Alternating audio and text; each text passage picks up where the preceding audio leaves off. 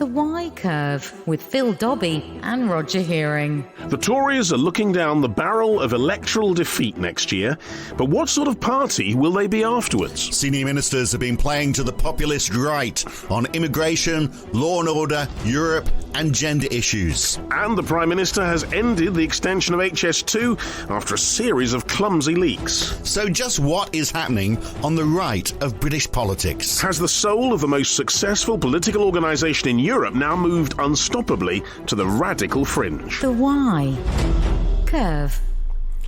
So, yes, the conference in Manchester, where, of course, I am, actually. Extraordinary. A party that doesn't seem to have a sense of where it's going. And yet Rishi Sunak setting out a vision, everyone applauding, and yet on the sidelines, everybody attacking each other and lurching to the right. Really peculiar. Yeah, I know. It is strange, isn't it? It does look like a party on self-destruct mode.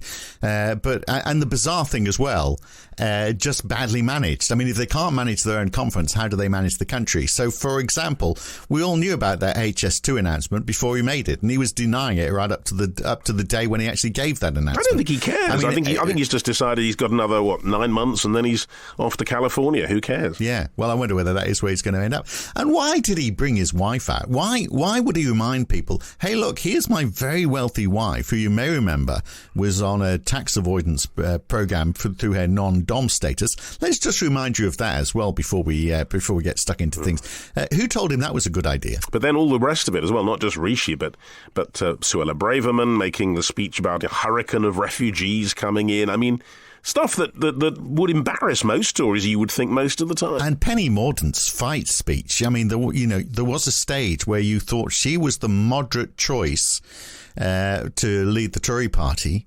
But she's very good at carrying a sword. Yes, she's very good at carrying a sword. But this speech about fighting, and she looks like she's been on very bad acting classes. I mean, it has to be seen to be believed, and it's that fakery. I know she's trying to be Margaret Thatcher, and look, I was never a big supporter of Margaret Thatcher, but at least she was genuine. At least when she opened her mouth, you knew that this was coming from her heart, whether you agreed with her or not. Yeah. But Penny Mordaunt, just like she's just play acting the part of being Margaret Thatcher. So all in all, it looks like a party that is unsure what on earth it's going to do, and perhaps secretly quite glad with the fact that it's going to be out of government for a bit, which almost certainly it will be after the election coming up next year. It is very hard, isn't it, to talk about this and not appear as though we're just a bunch of lefties, which I'm. You're a lefty. Well, I'm not really, because there's lots of I do a finance podcast every day. I talk about the finance industry. I'm not exactly a lefty because I wouldn't be doing that for a living. There's lots of things, what you might consider right wing politics, which I'm a supporter of. I'm a supporter of capitalism, but I don't know. I find it must be very hard for generally, even for right-wing commentators, to look at this government and go, well, there's lots to be said here. Even though, having said that, the Daily Express manages to whoop it up quite a lot, don't they? Yes, the Daily Mail too. I mean, it's clearly something they can do. I mean, you can say whatever you like. No one's going to criticise you, I suppose, because the readers simply believe it. Anyway, we need to dig into what's going to happen to the Tory party. Where are they going? Are they going to end up some rather extreme right-wing rump after next year's elections? And joining us to talk about that is Dr Christopher Kirkland, Senior Lecturer in Politics at York St John University. So, Chris, an obvious first question. Is there any remote chance in hell that the Tory party will win the next election? I think it would take something pretty remarkable at this stage. You never say never, really, in British politics, but I don't think it's looking likely. I wouldn't be putting any money on it. What I find strange is, though, that they are lurching to the right, as though that is the territory that's there to claim. And yet when I look in sort of recent polls, I'm seeing one that's saying Labour is at 44% of the vote, the Tories are on 27%. They seem to want to pick up the more extreme elements of, for example, the Reform Party, and they're only getting 6%. Whereas, there's all that other ground, fertile ground, the 11% Lib Dem, 6% Green. If you add all of those together with Labour, then that's 61%. So why are they going after, what seems like the direction they're going doesn't seem to be where people are? And Chris, it seems to be on very specific things. I mean, there's a law and order bit, there's a education bit, there's certainly, obviously, pushes on immigration. But these are kind of things that do play somewhere, but they're not necessarily playing to the centre, are they? No, I think these are playing to their core vote. I think the Conservatives have got themselves into a position now where they need to shore up that core vote, that core 25-30% of the vote, to give them a platform in opposition to then challenge, not in the next election, but the election after. So that's the game play, is it? They've already given up on the next election. What they're doing is planning for the one that comes after. I think what we saw last week is we've seen sort of almost open auditions for the next Conservative leader. We've seen various people coming forward with quite radical proposals, as you mentioned, as you highlight, and essentially trying to steer the direction of travel over the next 5-10 years. But why would that help them, though, even then? Because, I mean, if you look at the general trends in the public, there's no particular sign of, as Phil was saying, a particular lurch to the right. Is this a battle internally within the Tories rather than really an attempt to actually woo the public? Yeah, I think that's right, really. I think, bear in mind, the Conservatives have gone through 2 leadership elections in the last, 15 months. They're still almost in this cycle of internal party politics, trying to work out where the party wants to stand in the 2020s. So who is vying for the leadership? I mean, obviously, Suella Braverman was auditioning with a hurricane of mass migration speech. Priti Patel on the sidelines, dancing the night away with Nigel Farage. That's something I'll never unsee. And then Penny Mordaunt with her fight speech, which was just bizarre. Stand up and fight for the freedoms we've won against socialism, whether it's made of velvet or iron. I've absolutely no idea what velvet socialism is, but they're all having a go, aren't they, as you say, to try and audition for the part? Yeah, and Mordaunt's speech was very much sort of based on Thatcherism, sort of trying to present herself as an heir to Thatcher. And we saw Liz Truss tried to do this, Theresa May a bit tried to do this, and of course there's that gender element there as well, which can't be ignored. But at the same time, trying to hark back to what's seen as a successful period.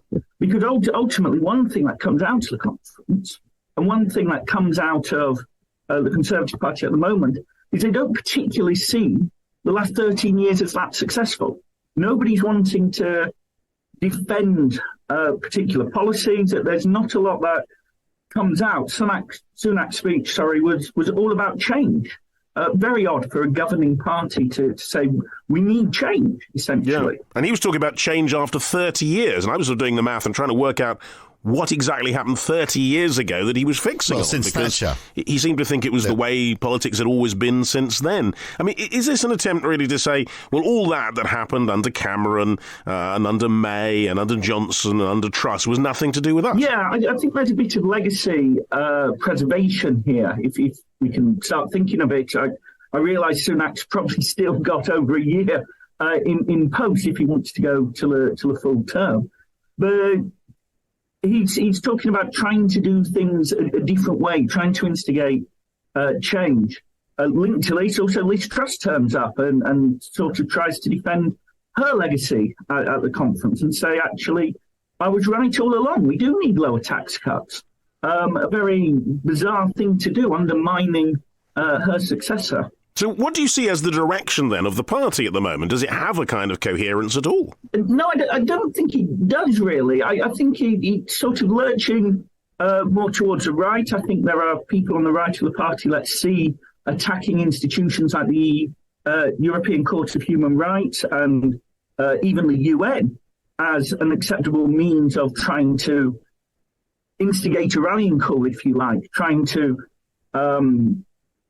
present some question over sovereignty, maybe in the same way that the Brexit vote did in the EU referendum. So a sense of trying to be, well, I mean, I don't know. Is it a sense that this is such a thrashing around, or they've actually got a few actually coherent ideas? I mean, I think Sunak's clearly trying to put some policy. He's hoping the headline's going to be transport investment. in the North and the Midlands, and hoping this is going to sort of counter some of the dissatisfaction in scrapping HS2. But beyond that, we are really seeing a party, and parties do run out of ideas after long spells in government, but we see a party almost muddling through without that long-term plan, and we can see this with the pressure on other services. We were told, for example, Alex Chalk, the Justice Secretary, said the UK government's renting out prison spaces from overseas.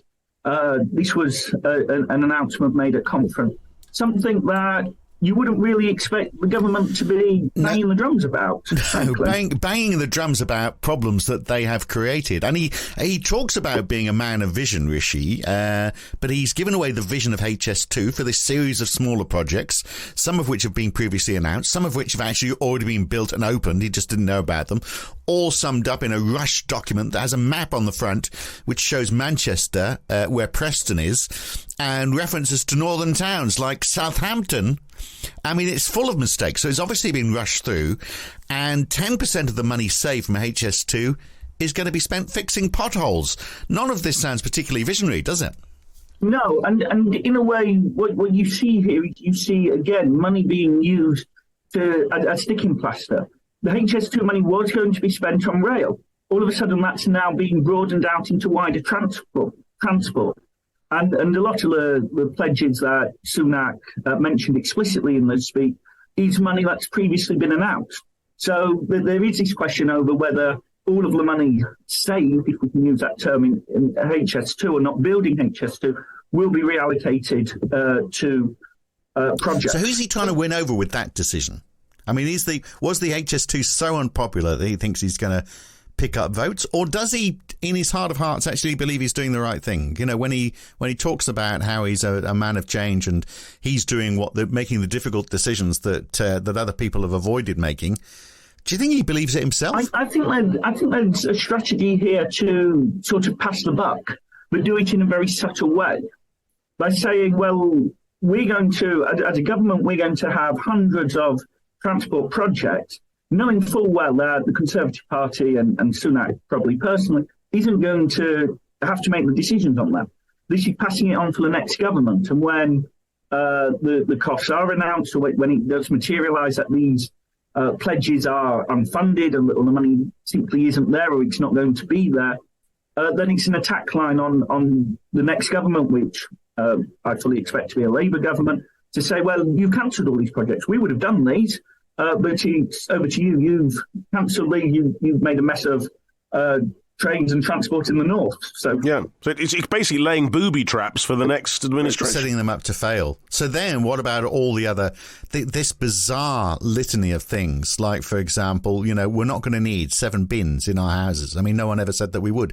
A meat tax. Whoever suggested that we were, other than Rishi saying that he's going to stop a meat tax. You might as well say I'm going to make time travel illegal because nobody can do it. Nobody's talking about it. It's and then smoking. Even saying, he's going to stop smoking when the smoking rate has been in a fairly steady, fairly sharp decline, actually, over the last couple of decades. He's not doing anything about vaping, it seems, but stopping smoking, which is already going down. That is a bit like saying, well, I'm going to reduce inflation. Well, of course you are. When it's so high, of course, inflation is going to go down. These are all easy wins. I'm just wondering who he's believing is being convinced by all this sort of stuff. Well, maybe lots of people are. Maybe he's on the right track. Well, their policies, and you say really, are a bit unoffensive. People generally will see that and say, well, this is a plan to save the NHS. Going back to smoking, this is a plan to save the NHS money. That's a good thing. Very few people will say, I'm actually opposed to this.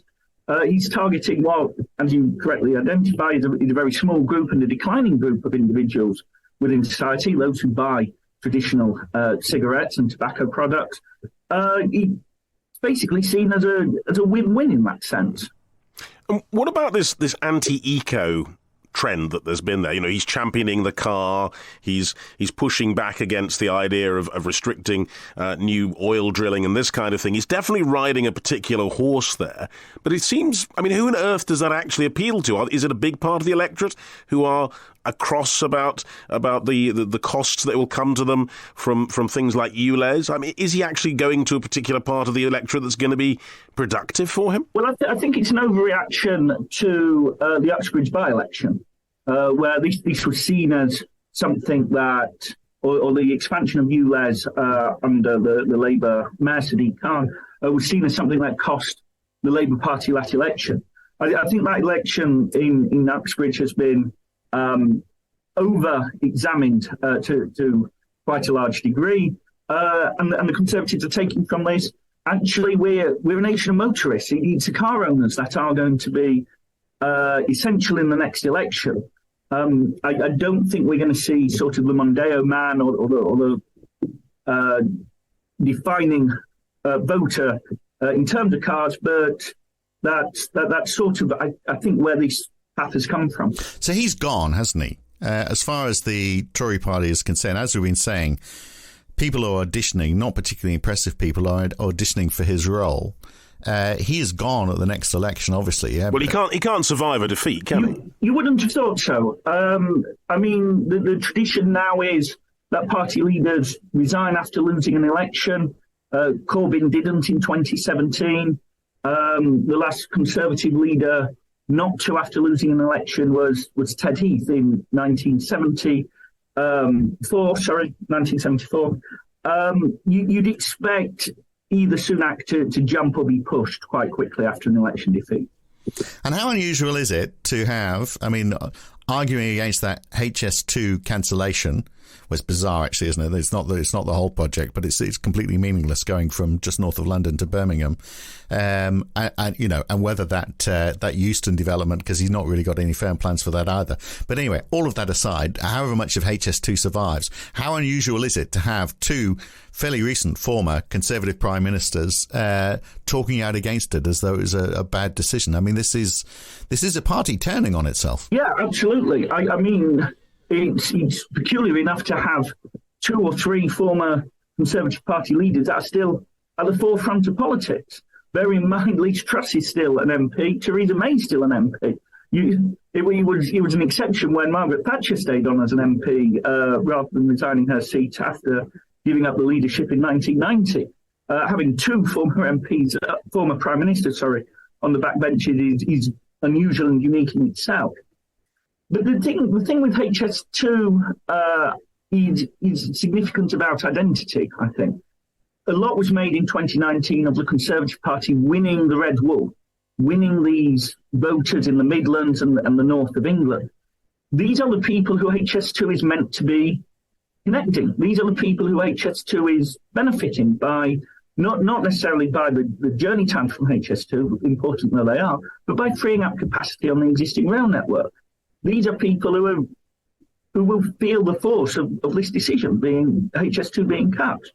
Which is what makes it so interesting about where they are trying to pitch now, Chris, because you've got a situation, if we push to the next election and then beyond it, you're probably going to have a Conservative Party. I mean, if most of the seats they lose are in the Red Wall, then perhaps the more southern seats, where MPs might be less inclined to be to take on those attitudes, perhaps a more liberal Tory party. But if they lose the South big time and hang on to the Red Wall, it may be a more rightward-looking party. I mean, what do you see as the shape of that? I think that's true. I think that they're returning to their sort of heartlands, their traditional voters in the home counties, southeast of England. I think a lot of people in the Red Wall lent the Conservatives a vote in 2019, were persuaded that we needed to get Brexit done, but didn't really subscribe to a lot of their other policies, to be frank, and never really got on board with the wider Conservative message. I think that's been realised. I think the Conservatives now are returning to maybe some of their more traditional issues, traditional understandings. And I think that's how it's going to play out when the next election. But that would make them a more liberal party, wouldn't it? That would make them push back more towards the middle. Yeah, absolutely. And we see this almost regionalisation, certainly in the south, but particularly southwest of England, between the Conservatives and the Liberal Democrats. And I think I think we see that again, really. Though, but the people who are auditioning for the role are more to the right, far more to the right, aren't they? Yeah, that's true. I mean, we see who comes out formally when it's announced. There's often not a lot of to be gained by being the first person out of the door saying I want this job. We've seen that before in Conservative Party leadership elections. It's essentially, though, there's a lot of people on the right trying to be the spokesperson for the right of the party. There's no natural spokesperson for that. There are 3 or 4 contenders, and we mentioned some names previously, who could or who believe they could do that job. And essentially they're trying to win over each other. Rather than necessarily the party, maybe at this stage. So, just how damaging do you think the HS2 is to the party then, given that this is a massive infrastructure project that they failed to deliver? And it's not just the HS2, is it? The Heathrow expansion is going nowhere. The new hospital programme hasn't happened. Hinkley Point, that seems to have been shelved, mainly because we were, expecting the Chinese to be heavily involved in it. So there's no major infrastructure projects that this country is delivering. I'm just wondering whether, because you would have thought Conservative voters would like to think that we are a country that is able to deliver and stand above the rest of the world, but we are, you look at all of that and you think this is a country in decline. This is a government that has not been able to take a step forward, and even worse than that, there's no vision about taking a step forward. One of the few areas of vision that we had has now been replaced by pothole filling. So, where on either side of politics, where is actually Britain heading? Is there anybody who actually has a vision for this country? I think these are fair questions. I mean, the background to Sunak's speech was a long-term vision, and you said that without any. Yes, with no policies to back this up. I think in terms of opposition parties, which I think is where that sort of framing is going, and we are looking towards opposition parties now, particularly the Labour Party, to see what might happen post the next general election. I think we'll see. We'll obviously see next week at their conference. Labour and Starmer have been quite keen to say, look, guys, elect us, we're competent, without revealing too much. I think there's problems with that approach. Maybe Starmer will start to show some of his cards next week. I wouldn't put too much hope or emphasis on that. But we need a vision. We need a longer term strategy, and unfortunately Sunak didn't offer it. And another aspect of this, Chris, that's really interesting about the future of the Conservatives is just looking, and indeed the contrast with Labour, in fact, as you were sort of alluding to there. If you look at what the front benches look like, what you have with the Tories, despite some very, as you say, traditional Tory policies in some ways, and perhaps some lurch to the right, you have the most diverse appearance. You have people of colour, you have more women perhaps in senior positions than you get on the Labour front bench. It's quite strange in a way that the point where the Conservatives seem to be getting more right-wing and extreme, nonetheless the diversity that they have in the leadership is really striking. Yeah, I think there's a few things on these sort of points. I think firstly, remember that Boris Johnson back in the Brexit vote got rid of 20 Conservative MPs, basically said, you're not welcome in this party. Some senior names, people with that experience that you would have expected to be some of the, or certainly were, some of the big names within the Conservative Party.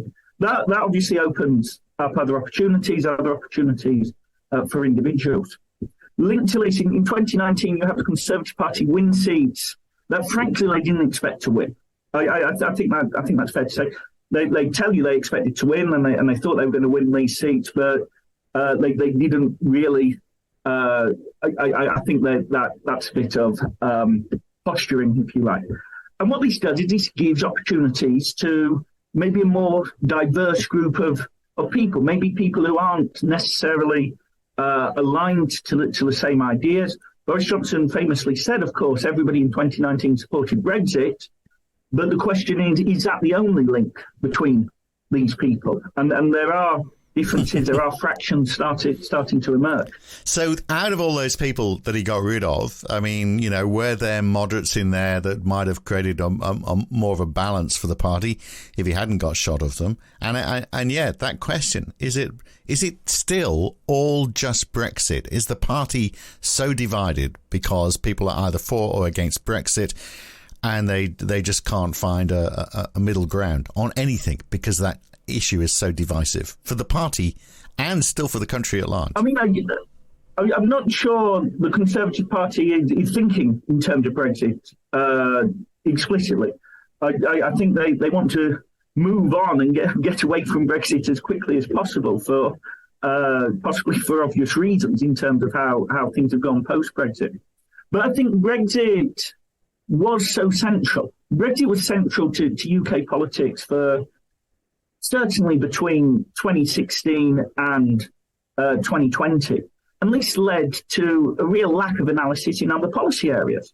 Everything was so contingent upon the deal we got from after leaving the EU that, by and large, other policy areas weren't or haven't been as developed as fully, maybe, as they otherwise could have been.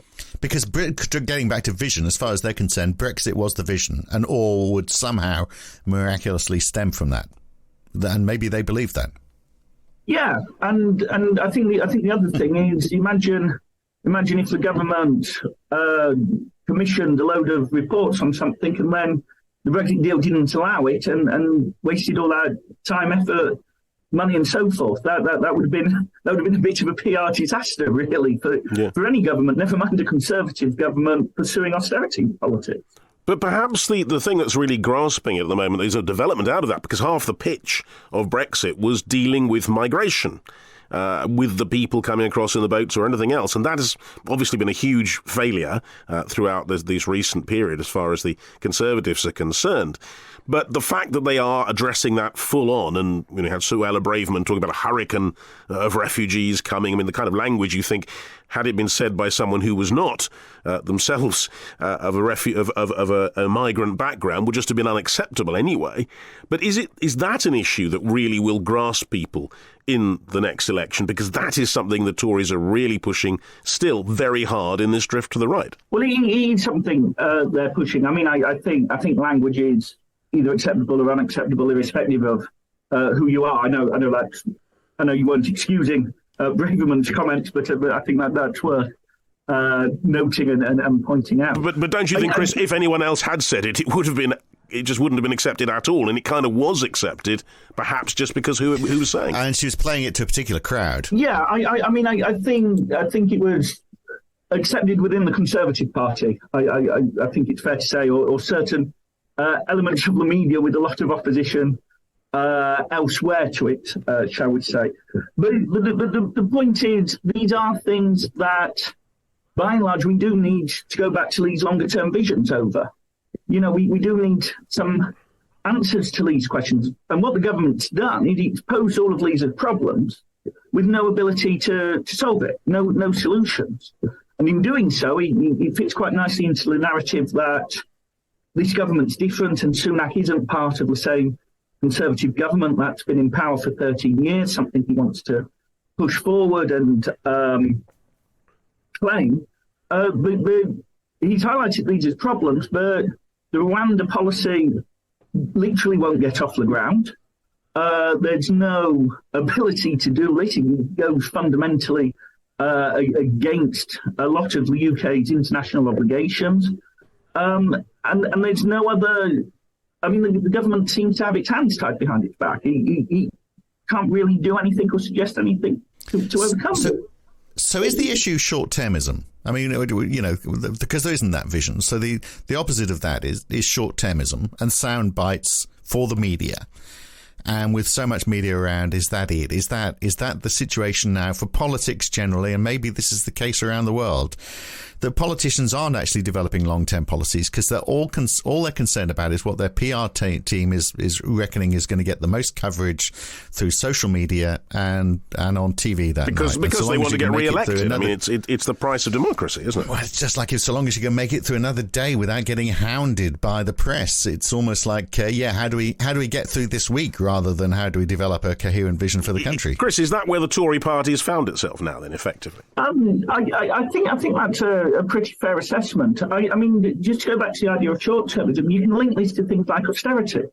This was a very sort of short-term measure. How do we fix this situation right now? How do we fix Britain's problems over the next 4 years or so, or 8 years that Osborne, even back under the coalition, was trying to do?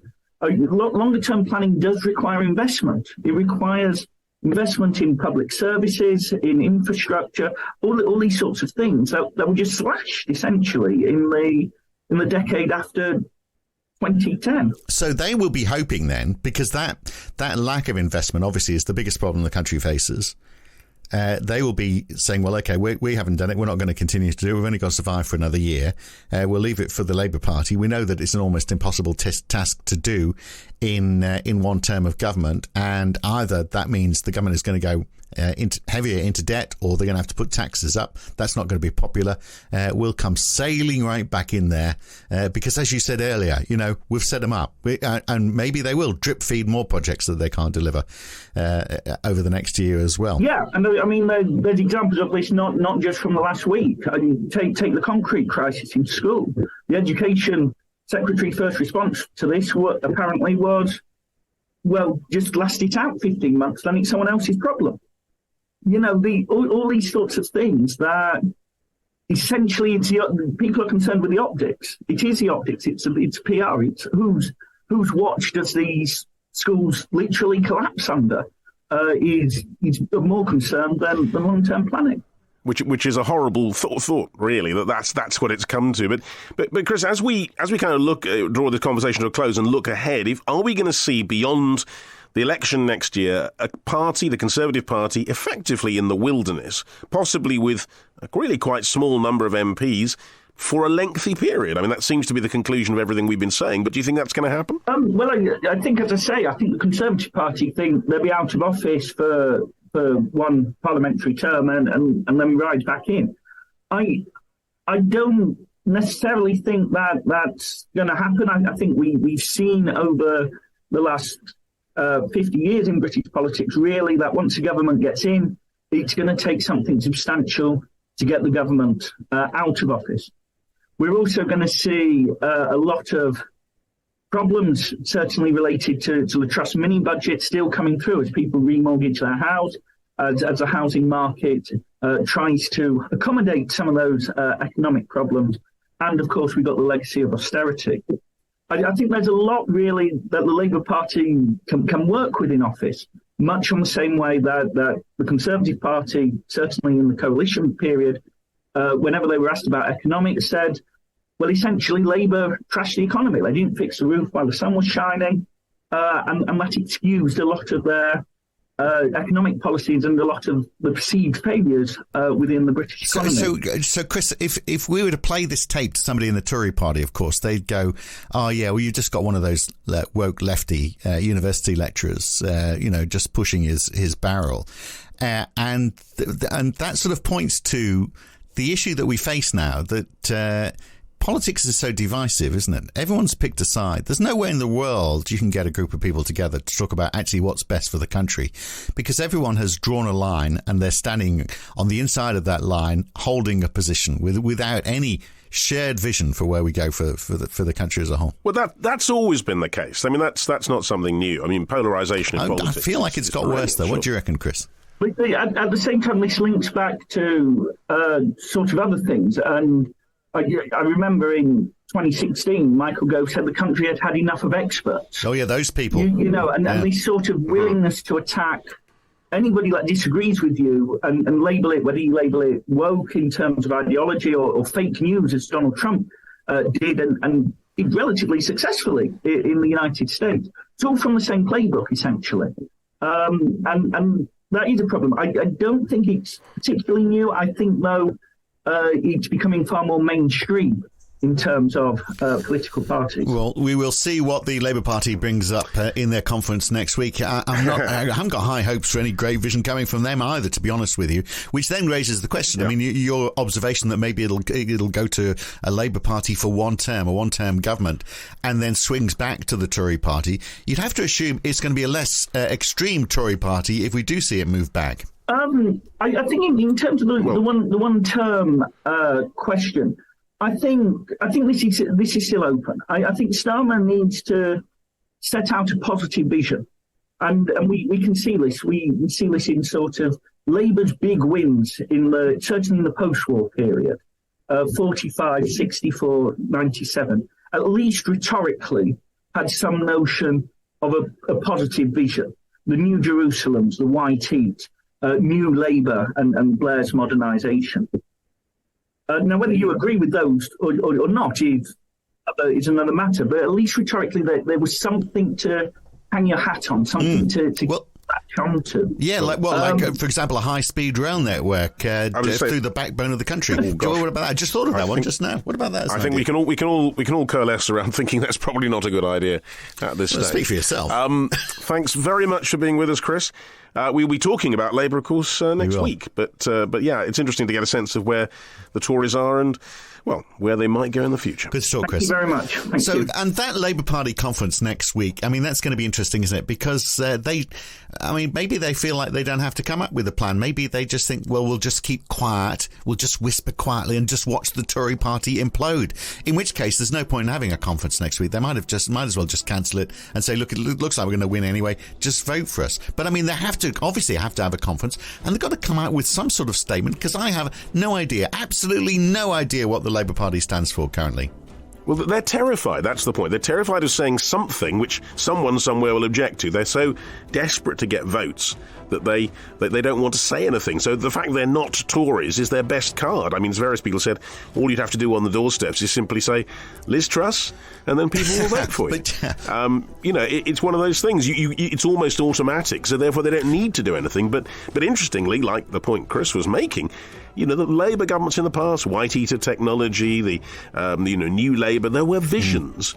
Maybe that's what they do need at core. Well, I think the vision, and if you look at the polls for where attitudes of young people are, where future voters are, maybe it's too soon now, but certainly in 10 years' time you'd be doing this. You'd be saying the future is with Europe. We need to do more with Europe. And that is the dividing line. I think that is what has destroyed or split the Tory party in two.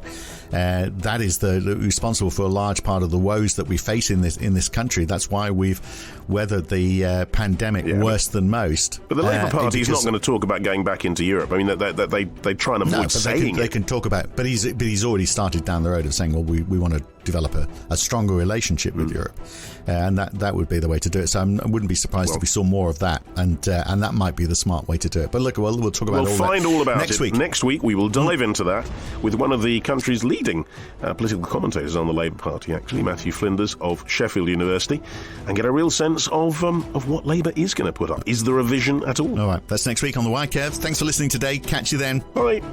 The Why Curve.